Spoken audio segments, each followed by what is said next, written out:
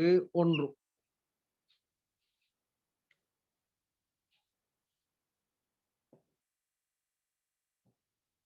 9க்கு 3க்கு 3க்கு 1 bracket close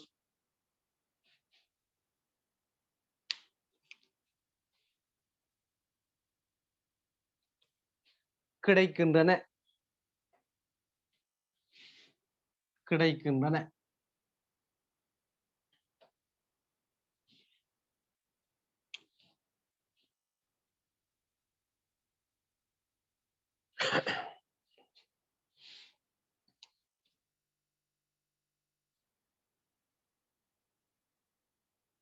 எனவே F1 எழுமாறான இனக்கலப்பில் மெண்டலால் அவதானிக்கப்பட்ட F2 தோற்றமைப்பு வீதங்கள் bracket 9க்கு 3க்கு 3க்கு 1 கிடைக்கின்றன. சரி, நான் இந்த சொன்னதுல பெரும்பாலும் படத்தின் மூலம் கீறி காட்ட போறேன். அந்த படம் யூனிட் 6லயும் கீறிக்கிறோம். சிலருக்கு தேவையில்லாத மாதிரி இருக்கும். பரவாயில்ல, நான் கீறி காட்டணும் தானே. இப்போ ஒரு களம் எடுத்துக்கணும் பாருங்க. ஒரு களம் 2n சமன் 4 வழங்குது. என்ன 2n சமன் 4 இருமடியமான கலத்துக்குள்ள 4 நிறமூட்டங்கள் எண்ணிக்கை 4. அப்ப எத்தனை அமைப்பத்தை சோடி இருக்கும்?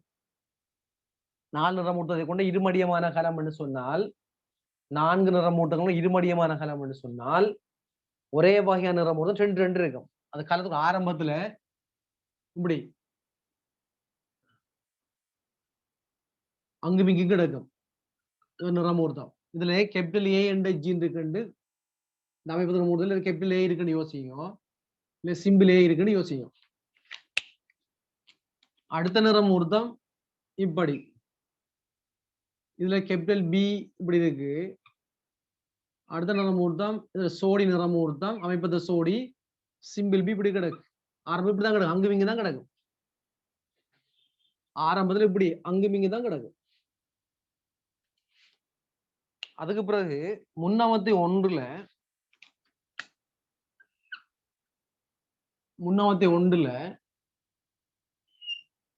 அந்த அமைப்பு நிறமூர்த்தங்கள் இப்படி சோடி சேரும். இப்படி கேபிட்டல் ஏ கொண்டது, சிம்பிள் ஏ கொண்டது, நடுவில் வைக்கிற புள்ளி மைய பார்த்த குறிக்கும்.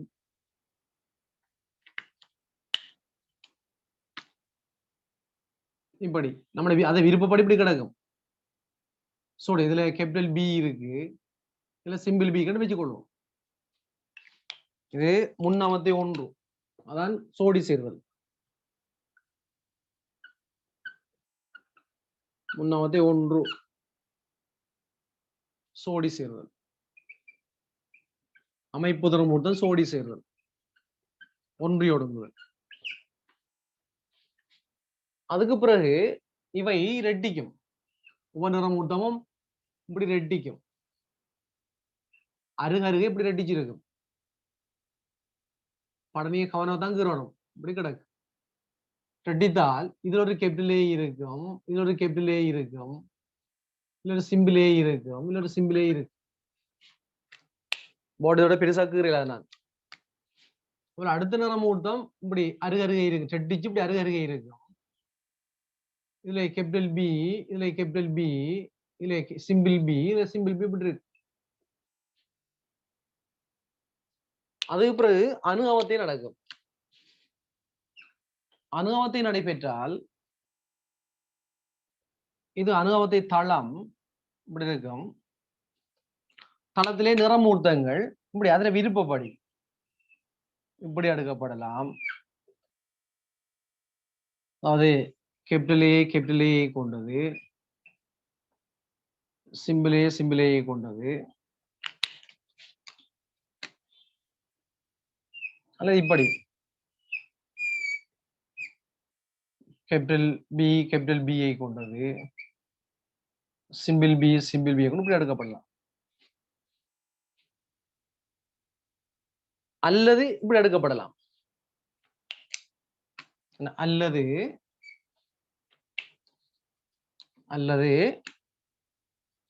இப்படி அடுக்கப்படலாம்.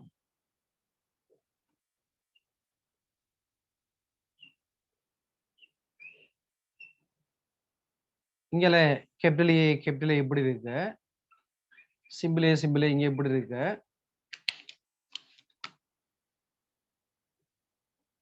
இப்படினால் இங்கல சிம்பிள் பி இங்க இருக்கு, கேபிட்டல் பி இங்க எப்படி இருக்கு தலைகளா.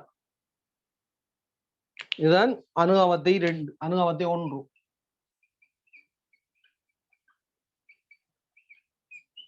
அதான் தன்வகை தொகுப்பு.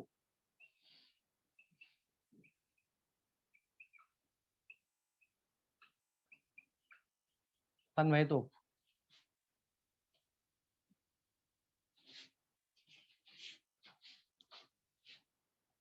அதுக்கப்புறம் என்ன நடக்கும்?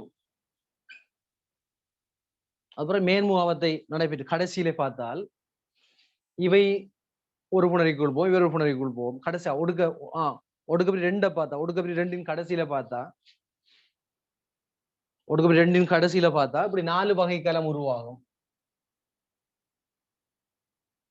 இப்படி 4 வகைக்கலம் உருவாகும். என்ன நடப்பது? தனிப்படுத்துகை. மேன்முகத்தில் தனிப்படுத்த நடைபெற்று தனிப்படுத்துகை நடைபெற்று கடைசியில பார்த்தா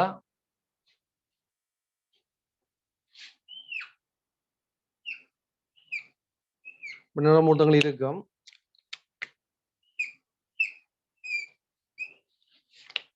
ஒன்றுல கேபிட்டல் ஏ சிம்பிள் இப்படி, இதுல கேபிட்டல் பி இருக்கும், இதுல கேபிட்டல் பி இருக்கும், இதுல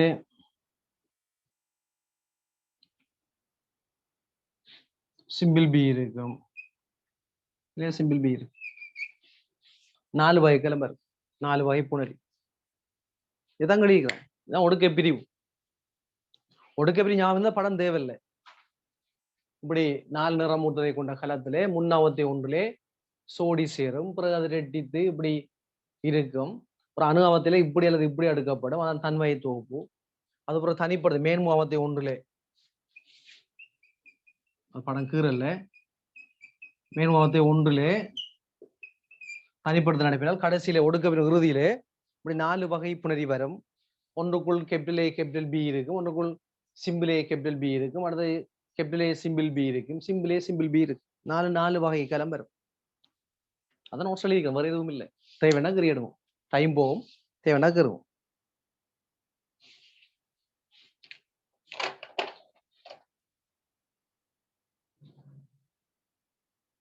நிறமூர்த்த குழுவில் சொல்லப்பட அனைத்து விஷயங்களும் சொல்லப்பட்டிருக்கு. அமைப்பொத்த நிறமூர்த்தல் எதிர்வுகள் சோடி காணப்படும் தானம், அது சோடியா இருக்கும், எதிர்வுகள் சோடியா இருக்கும். பாருங்க எல்லாம் எல்லா வசனமும் 5 வசனத்துக்குரிய படம் தான் இது. தானம் அந்த டொட்ட காட்டிருக்கிறது தானம். அப்ப இதுல எதிர்வுகள் சோடியா இருக்கும் அமைப்பு நிறமூர்த்தல. பிறகு முன்னாவத்தை அணுகாவத்தை மேன்முகாவத்தையில என்ன நடக்கும் காட்டிக்கும். கடைசி 4 வகை புணரி வரும்னு காட்டிக்கும். இப்படி 4 வகை புணரோடு இப்படி இன்னும் 4 வகை புணரி சேர்ந்தா F1 தர F1. அவை 9க்கு 3க்கு 3 வரும். அது யூனிட் 2 யூனிட் 6ல படித்தது. அவை திரும்ப எழுதி காட்ட தேவையில்லை. படத்தை பார்க்காம கீறி பாருங்க பிள்ளைகள். ஒடுக்க பிரிவுன்றது நீங்க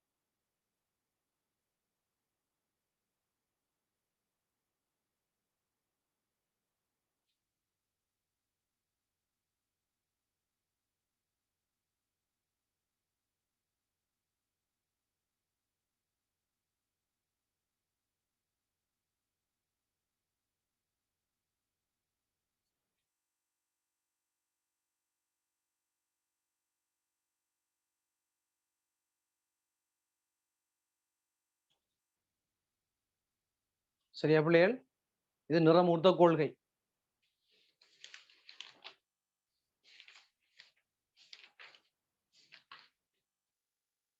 நீ அடுத்த புது விஷயத்துக்கு வரப்போறோம். படத்தை நீங்க விளங்கிக்கிறீங்க.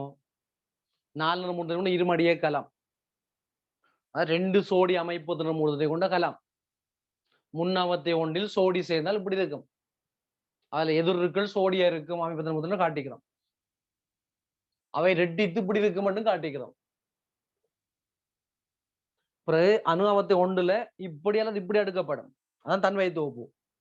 எது ஆணுக்குரியது எது பெண்ணுக்குரியது தெரியாது. தந்தை வழி தாய் தெரியாது. எதுவும் எந்த பக்கமும் அடுக்கப்படும் தளத்துல. அது தன்மை தொகுப்பு. அப்ப இப்படி அடுக்கப்பட்டால் இது ரெண்டும் சேர்ந்து ஒரு பக்கம், இது ரெண்டும் சேர்ந்து ஒரு பக்கம், இது ரெண்டும் சேர்ந்து ஒரு பக்கம், இது ரெண்டும் ஆகவே கடைசியில 4 வகை புணரி வரும். யூனிட் 2லயும் படிச்சிருக்கோம், யூனிட் 6லயும் படிச்சிருக்கிறோம். 3ஆவது தரம் கதைக்கிறோம். 3ஆவது ஒவ்வொன்றிலையும் பல தடவை கதைச்சிருப்போம்.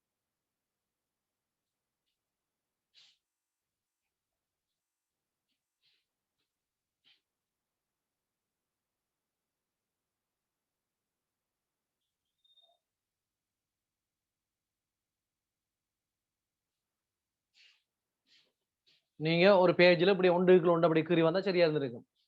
இது அப்புறம் இதை கீறுறது, அது அப்புறம் இதை கீறுறது, அது பிறகு இப்படி கீழுக்கு மொத்தமா கீறி இது அப்புறம் 2 இருக்கு, அப்புறம் அது கீழே கீறுறது.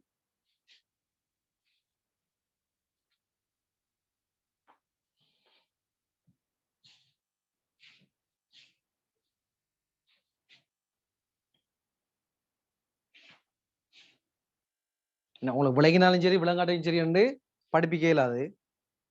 நான் எந்த கடமையை மட்டும் செய்து கொண்டு போக இயலாது. உங்களுக்கு எல்லாம் சரியா விளங்கி இருக்கணும்.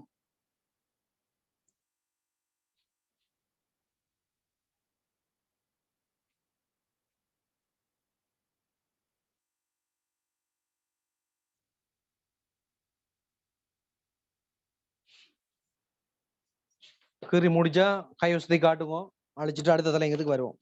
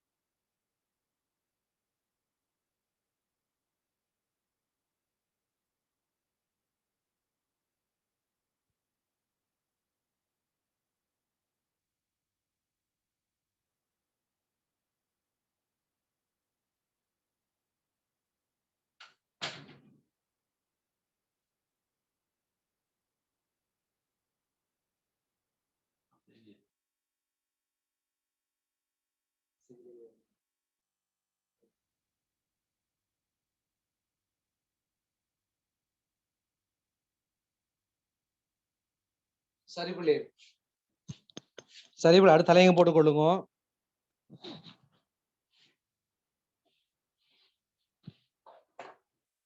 அடுத்த புதிய தலையங்கம் பரம்பரை அலகின் வெளிப்பாடு வெளிப்படுத்துகை. பரம்பரை அலகின் வெளிப்பாடு வெளிப்படுத்துகை.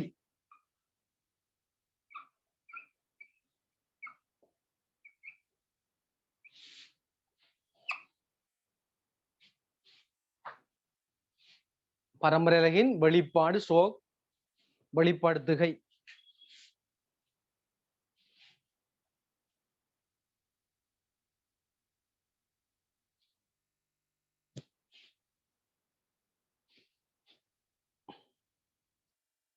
அண்ணது பரம்பரையின் வெளிப்பாடு அல்லது வெளிப்படுத்துகைன்னு சொன்னா, ஒரு பரம்பரலகு தொழிற்பட்டு கொண்டிருக்கும் போது அந்த ஒரு பரம்பரை தொழிற்படக்கூடிய நிலையில் இருக்கும்போது அது என்ன இயல்பை ஒரு அங்கியினுடைய கட்டுப்படுத்தும், அது என்ன செயல்முறையோடு தொடர்புடைய இருக்கும் என்பதான் பரம்பரை வெளிப்படுத்தல். நம்ம உடல்ல எல்லா பரம்பரைகளும் ஒரே நேரத்தில் தொழிற்படல, அந்தந்த தேவை வரும்போது மட்டும்தான் தொழிற்படும்.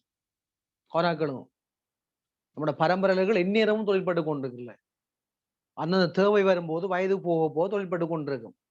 இப்ப 40 வயசு ஆகும் போது நரைமுடி சொன்னா அது அந்த கால வயசு வரும்போது அது தொழிற்படும். அப்ப எல்லா உங்களுக்கு தெரிஞ்சிருக்கணும், எல்லா படமும் ஒரே இடத்துல தொழிற்படல, குறித்த காலம் வரும்போது குறித்த இடத்துல தேவை வரும்போது தொழிற்படும். அவன் அப்படி அப்போ மற்ற தொழிற்படாமல் இருக்கிறது சும்மா இருக்கிற பரம்பரையில வேலையை செய்து கொண்டிருக்கிறது, தன் பங்களிப்பை செய்து கொண்டிருக்கிறது தொழிற்படும் பரம்பரையில. அவன் தொழிற்படும் பரம்பரையில தொழிற்பட்டு கொண்டிருக்கும் போதோ அது மனித உடல்ல என்ன இயல்பை கட்டுப்படுத்தும், அல்ல என்ன இயல்போடு சம்பந்தப்பட்டிருக்கும், அந்த சம்பந்தப்படுறதா என்ன இயல்பை வெளிக்காட்டும், அல்ல என்ன தொழில் புரியும் என்பதுதான் வெளிப்படுத்துகை. முதலாவது பாயிண்ட்.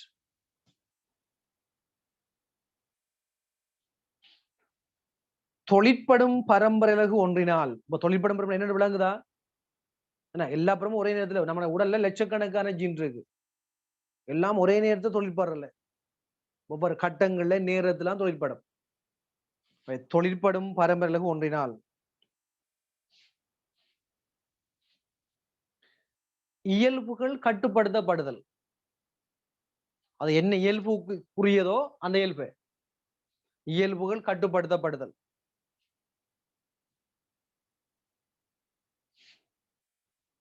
பரம்பரையலகு வெளிப்பாடு எனப்படும், பரம்பரையலகு வெளிப்பாடு எனப்படும்.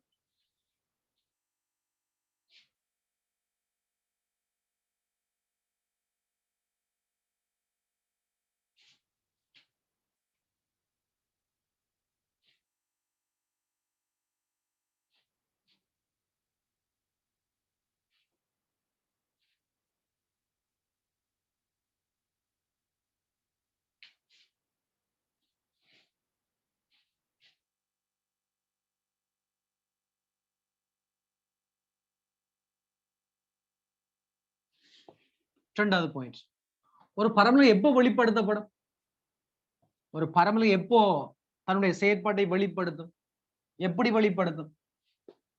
ஒரு பரம்பரை என்பது ஒரு நியூக்ளியோடைட் நைச மூலங்களை கூட நியூக்ளியோடைட் தொடரை கொண்டிருக்கும், தொடரியை கொண்டிருக்கும்.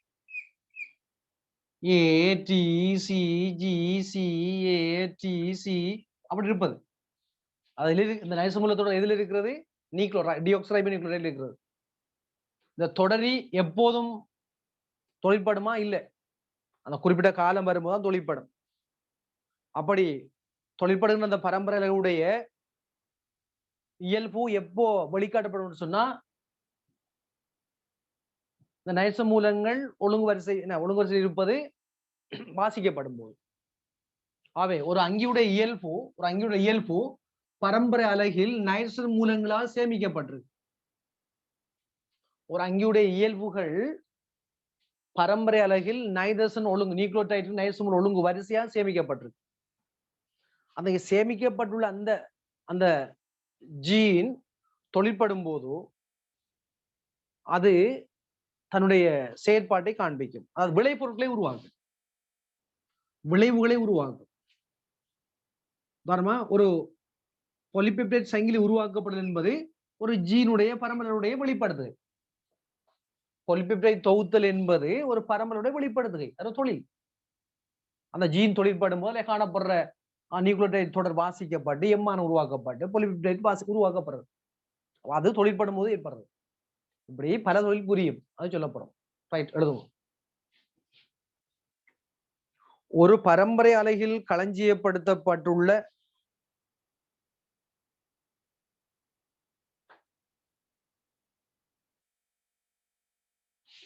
ஒரு பரம்பரை அலகில் களஞ்சியப்படுத்தப்பட்டுள்ள தகவல்களை கொண்டு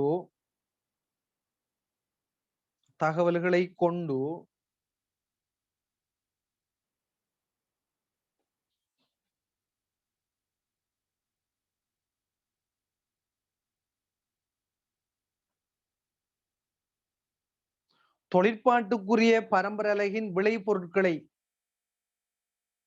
தொழிற்பாட்டுக்குரிய பரம்பரை அலகின் விளைபொருட்களை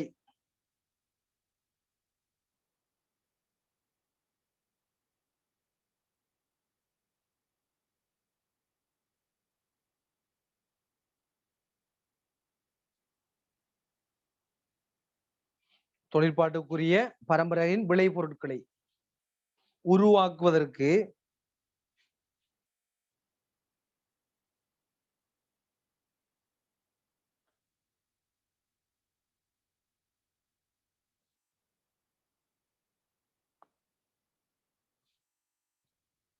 பயன்படுத்தப்படும் செயல்முறையே இது ஆகும்.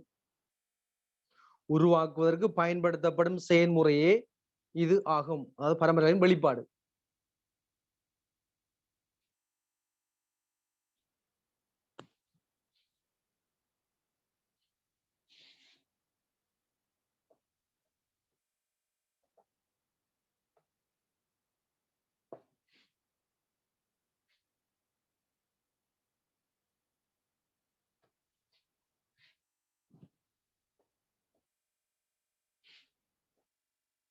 அடுத்த பாயிண்ட்,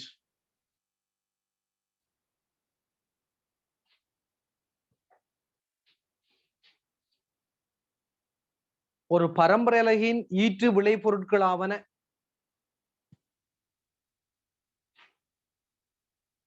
ஒரு பரம்பரை அலகின் ஈற்று விளைபொருட்களாவன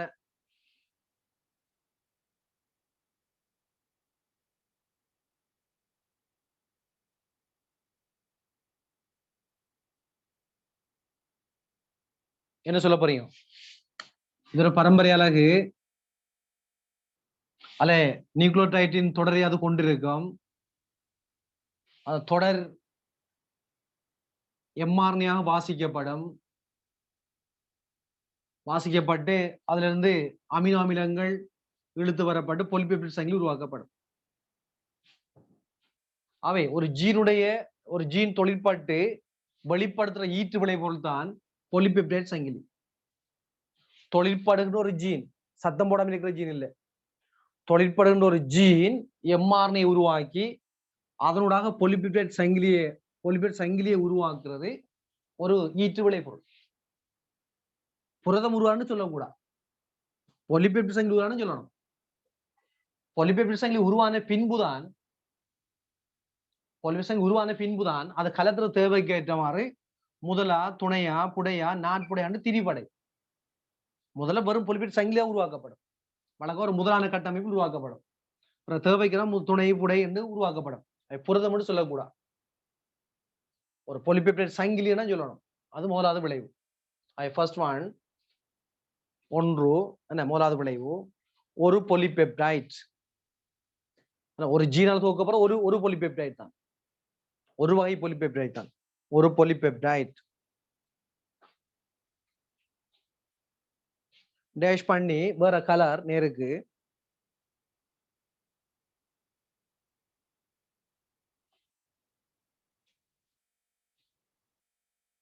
இது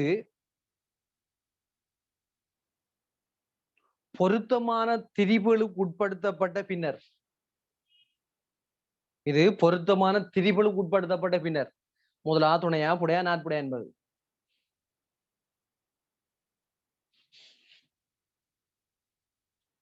ஒரு புரதமாக மாறும்.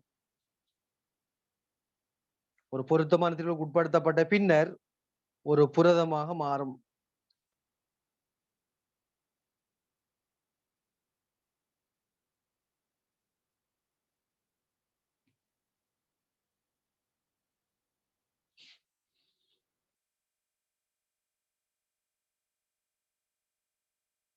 இரண்டாவது விளைவு கோட்டை விட்டு நீங்க சொல்லணும். ஒரு தொழிற்படுகின்ற ஜீனுடைய பரம்பரையுடைய வேறு விளைவுகள் சொல்லுங்க. ஈற்று விளைவு இருக்கணும், ஈற்று விளைவுனா அதுல இருந்து இன்னொன்று உருவாகக்கூடாது. பாலிபெப்டைட் என்று புரதம் தான், அது தேவைக்கேற்ற மாதிரி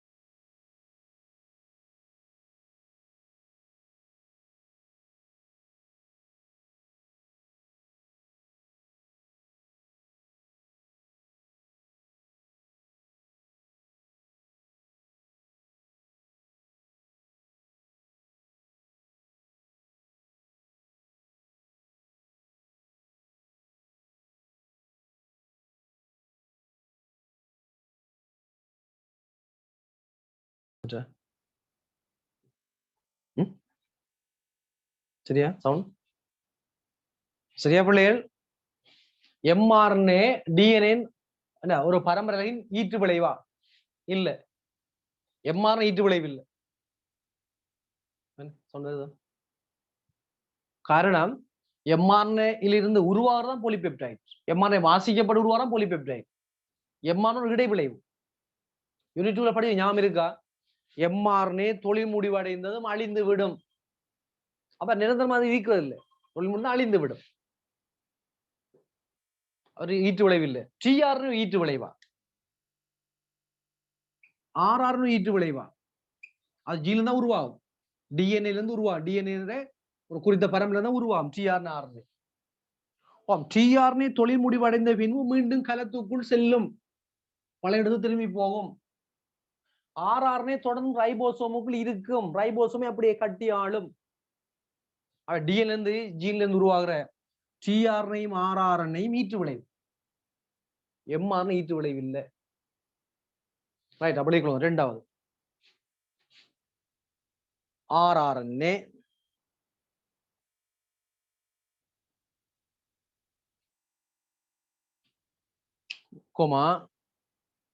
tRNA.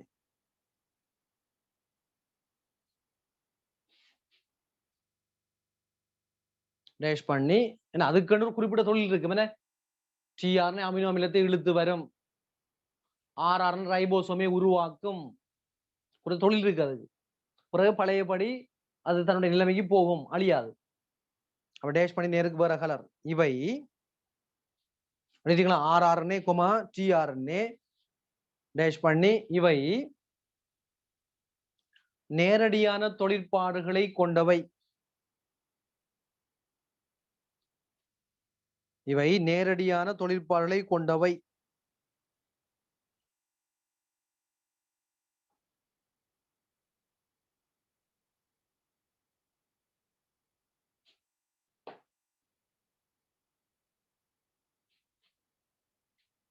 அடுத்த ஒரு கோட்டை விட்டு எழுதுங்க, இலக்கம் போட வேணாம். mRNA டேஷ் mRNA டேஷ் இது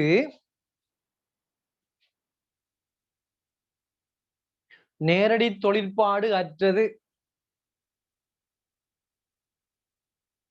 நேரடி தொழிற்பாடு அற்றது.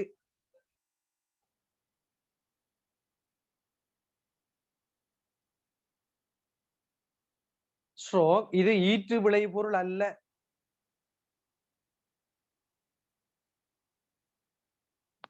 ஈற்று விளைபொருள் அல்ல. தொடர்ந்து தொழில் முடிவடைந்ததும் அழிவடையும். தொழில் முடிவடைந்ததும் அழிவடையும்.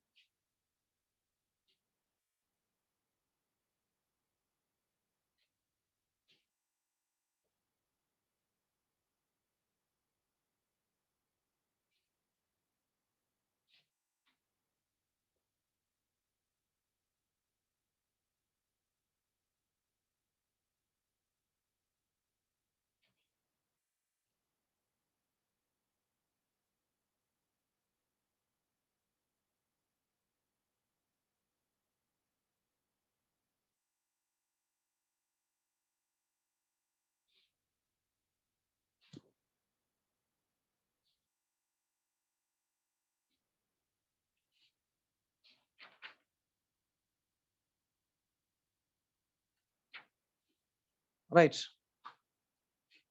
அடுத்த பாயிண்ட் பரமல வெளிப்பாட்டிலே அடுத்த பாயிண்ட், மூணாவது பாயிண்ட், நாலாவது பாயிண்ட். பரமல வெளிப்பாட்டிலே அடுத்த பாயிண்ட் என்ன, ஒரு தொழிற்படுகின்ற பரம்பரலகு தன்னுடைய தொழிலை வெளிக்காட்டு சொன்னா முதல்ல என்ன நடக்கும், என்ன செயற்பாடு நடக்கும்? ஒரு பரம்பரலகு தொழிற்பாட்டு கொண்டு பரம்பரலகு தான் எந்த ஒரு செயற்பாட்டை வெளிக்காட்டுன்றாலும் அவர் முதல்ல ஆர்னே தான் உருவாக்கும். ஆர்னே ஊடாகத்தான் வெளிக்காட்டலாம். ஒரு ஜீன் ஒருபோது நேரடியா தலையிட்டு ஒரு இயல்பையும் வெளிக்காட்டுறதும் இல்லை, கட்டுப்படுத்துறதும் இல்லை. நான் சொல்லிக்கிறேன், ஒரு ஜனாதிபதி மாதிரி, ஒரு மன்னன் மாதிரி, கண்ட்ரோலிங் சீஃப் என்ன பெரிய ஆளா இருப்பார். அவர் நேரடியா தலையிட்டு எந்த ஒரு இயல்பையும் உயிருக்கு களத்துல பங்கேற்கிறதுல, அவர் இருக்கிற இடத்துல இருந்து கொண்டு கருவுக்குள் இருந்து கொண்டு அவர் RNA உருவாக்கி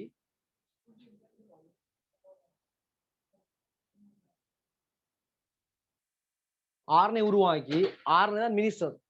அவர் தான் தகவல்களை களத்துக்குள்ள ஒவ்வொரு இடங்களுக்கு கொண்டு சொல்லி என்னென்ன செய்தி நடக்கணும், என்ன செயற்பாடு நடக்கணும் என்ற செயற்பாடு சொல்லுவார்.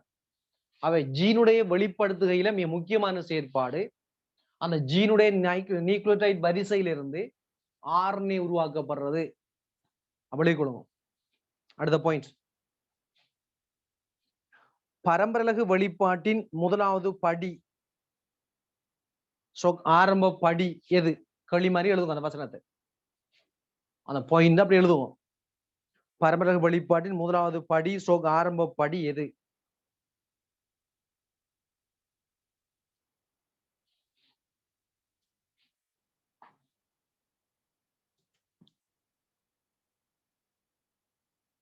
அடுத்த கோடு வழக்கமான கலர் அல்லது வர கலர். ஒரு பரம்பரை அலகில்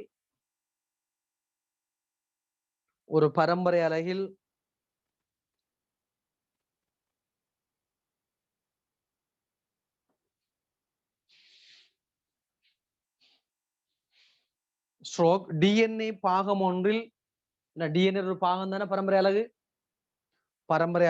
ஒரு பரம்பரை அலகில் ஸ்ட்ரோக் டிஎன்ஏ பாகம் ஒன்றில், டிஎன்ஏ துண்டம் மட்டும் எழுதலாம். டிஎன்ஏ பாகம் ஒன்றில் சேமிக்கப்பட்டுள்ள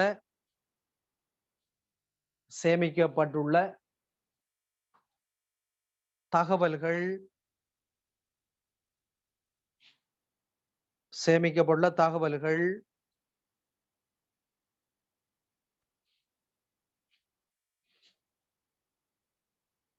RNA தொடராக பிரதி எடுக்கப்படுதல்.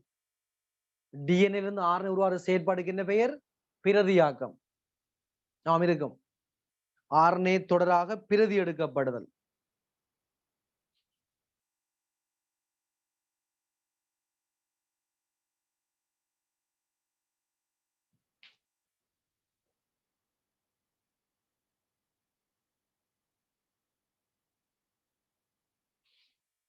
ஸ்ட்ரோக் அடுத்த கோடு இன்னும் ஈஸியா சொன்ன அந்த வசனத்தை ஸ்ட்ரோக் போட்டு அடுத்த கோட்ல எழுதுவோம். பரம்பரை அலகிலிருந்து RNA பிரதி எடுக்கப்படுதல். அதான் மூலாவது படி. பரம்பரை அலகிலிருந்து RNA பிரதி எடுக்கப்படுதல்.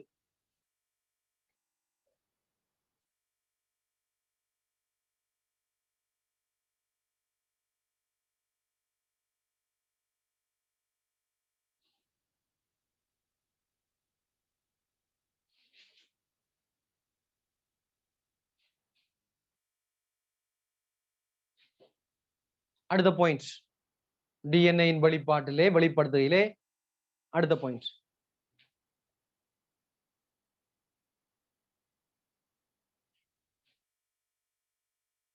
டிஎன்ஏயில் உள்ள செய்தியை தகவல்களை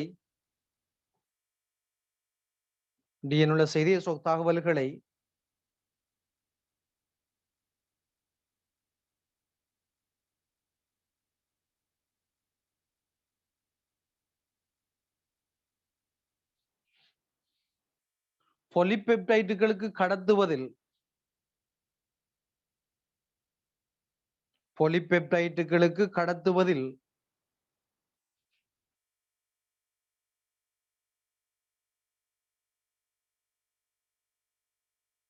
RNA தொழிற்படுகின்றது.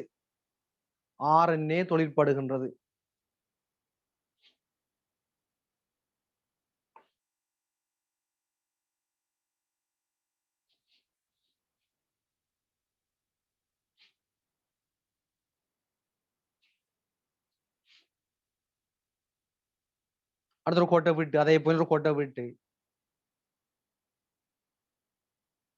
mRNA யூனிட் 2ல படித்ததானே mRNA இதெல்லாம் வேகம் எழுதலாம். mRNA டிஎன்ஏயிலிருந்து தகவல்களை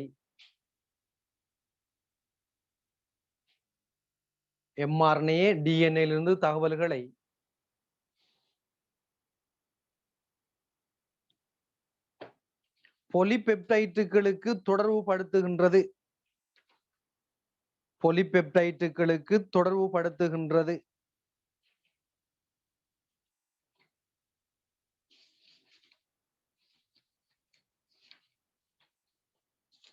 பொலிபெப்டைட்டுகளுக்கு தொடர்பு படுத்துகின்றது.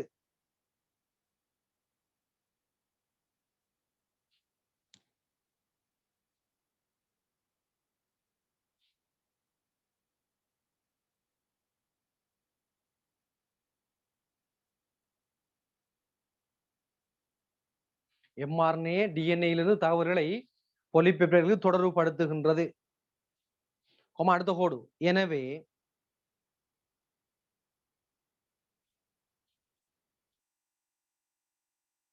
பொலிபெப்டைட்டுகளின் தொகுப்பின் போது, எனவே என்று போட்டு என்ன அடுத்த கோடு. எனவே பொலிபெப்டைட்டுகளின் தொகுப்பின் போது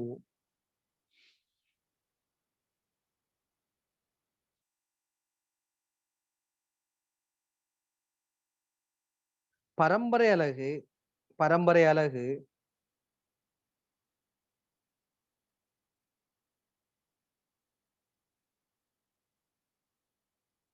நேரடியாக பொலிபெப்டைட்டுகளாக மாற்றப்படுவதில்லை.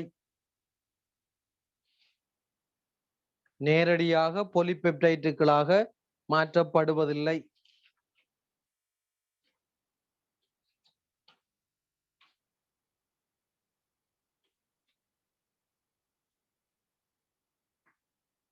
நேரடியாக பொலிபெப்டைடுகளாக மாற்றப்படுவதில்லை.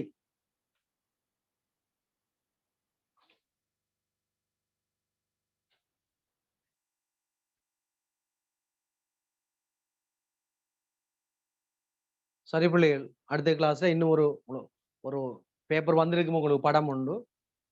படம் ஒரு புது விஷயம். ஜெனடிக் கார்டு அப்படின்னா என்னன்னு அடுத்த கிளாஸ்ல ஒரு புது விஷயம் படிப்போம்.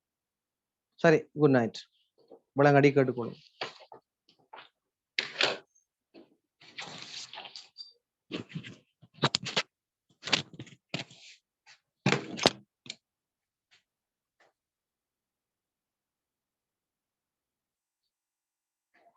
Oh.